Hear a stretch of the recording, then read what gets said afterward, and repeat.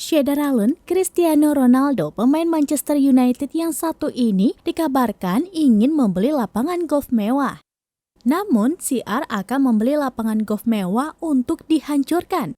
Bukan tanpa alasan, Cristiano Ronaldo menganggap bahwa lapangan golf mewah tersebut merusak pemandangan dari rumah barunya.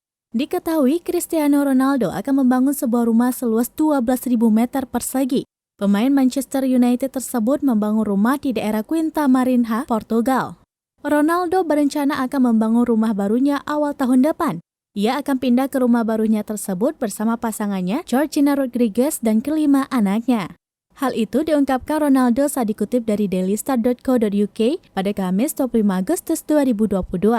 Bahkan sumber mengatakan bahwa biaya bukan masalah bagi Ronaldo. Biaya pembangunan rumah baru Ronaldo sekitar 137 miliar rupiah. Namun diyakini telah naik menjadi 295 miliar rupiah. Biaya bisa meningkat lagi karena akan ada banyak penambahan yang dilakukan oleh bantuan arsitek Vitor Vitorino. Di dalam rumahnya akan ada setelan kamar tidur besar disertai pemandangan laut yang indah. Terdapat kolam renang indoor dan outdoor dan ada pula bioskop, ruang permainan, kantor, dan spa.